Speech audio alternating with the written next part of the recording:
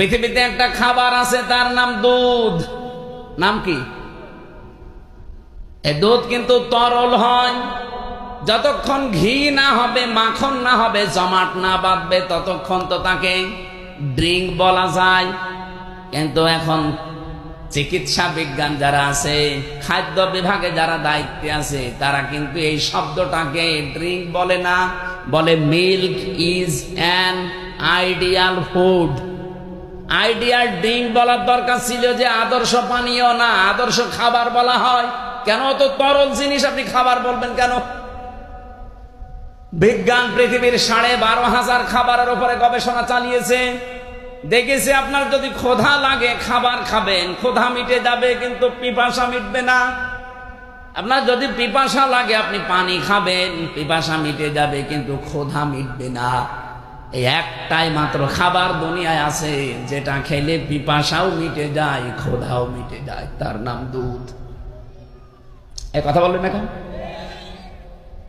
এই পৃথিবীতে একটা মানুষ জন্ম নেওয়ার পর 2 বছর যদি দুনিয়ার কিছু না খায়, শুধুমাত্র দুধ খায়, তাও সে বেঁচে থাকতে পারবে?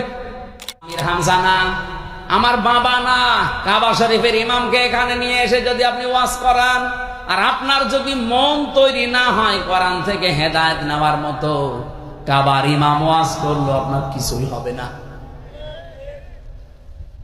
আমি আর কোরআন শরীফ কতটুকুই পড়েছি বলেন? 33 বছর বয়সে। আমার চাইতে কত বয়স্ক মানুষ এখানে বসে আছে, 60 বছর, 70 বছর, 80 বছর। কতটুকু পড়তে পারে তারা কোরআন? এখানে অন্তত যারা বসে আছে আমি গ্যারান্টি দিতে পারি, কোরআন শরীফের প্রত্যেকটা শব্দের অর্থ আমার জানা আছে। এই কথা কেউ বুকে হাত দিয়ে বলতে পারবে না।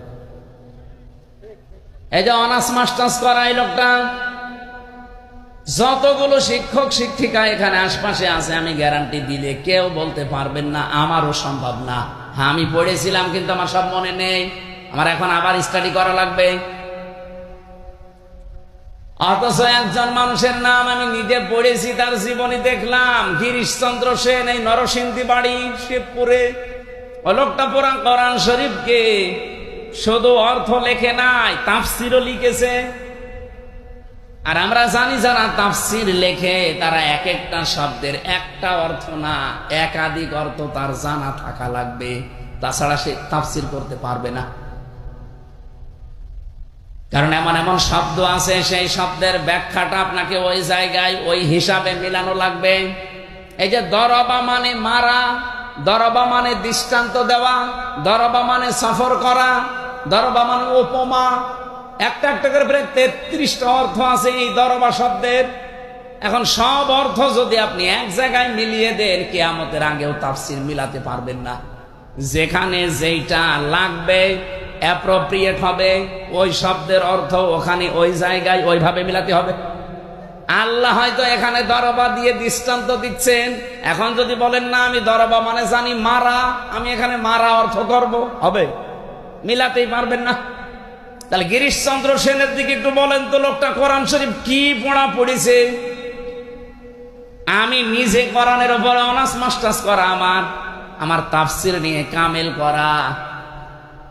কোরআন শরীফ তো আমি হাফেজি পড়ার সময় মাত্র 6 মাসে এমন মুখস্থ করেছিলাম, আয়াত, পারা, পৃষ্ঠা, লাইন, রুকু পর্যন্ত আমার মাথার ভেতরে আছে।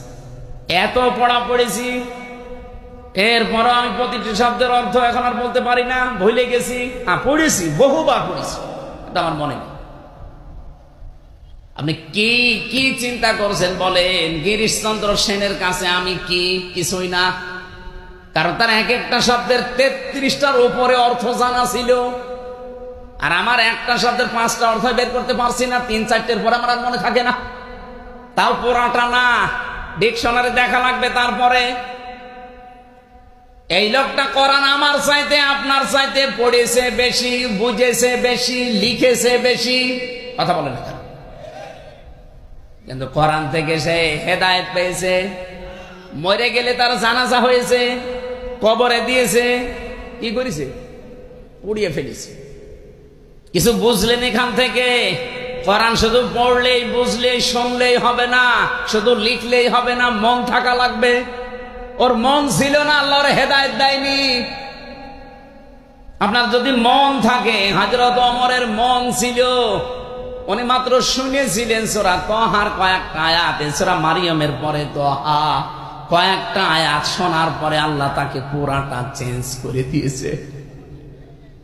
তিনি যখন এ পর্যন্ত শুনলেন, ইন্নানি আনাল্লাহু লা ইলাহা ইল্লা আনা ফা'বুদনি ওয়া আকিমিস সালাতা লিযিকরি।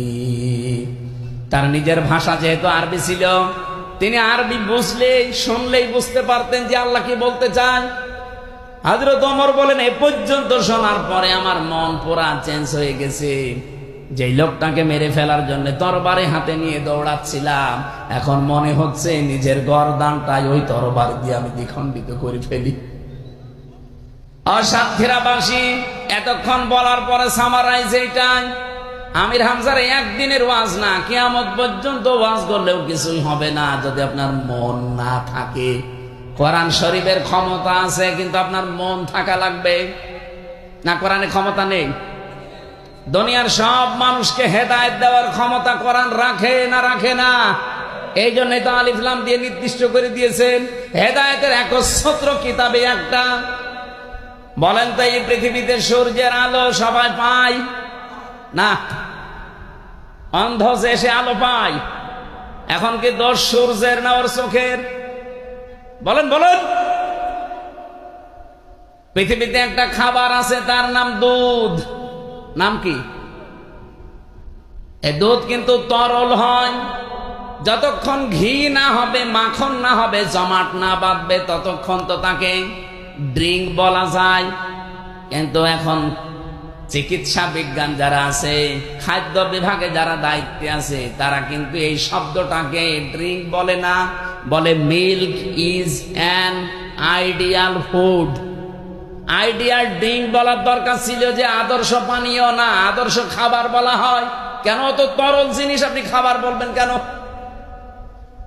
বিজ্ঞান পৃথিবীর 12,500 খাবারের উপরে গবেষণা চালিয়েছে।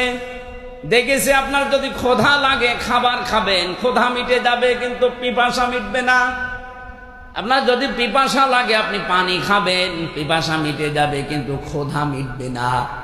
এই একটাই মাত্র খাবার দুনিয়ায় আছে যেটা খেলে পিপাসাও মিটে যায়, ক্ষুধাও মিটে যায়, তার নাম দুধ। এই কথা বলবেন এখন? এই পৃথিবীতে একটা মানুষ জন্ম নেওয়ার পর 2 বছর যদি দুনিয়ার কিছু না খায়, শুধুমাত্র দুধ খায়, তাও সে বেঁচে থাকতে পারবে। এমনকি বিজ্ঞান জানাচ্ছে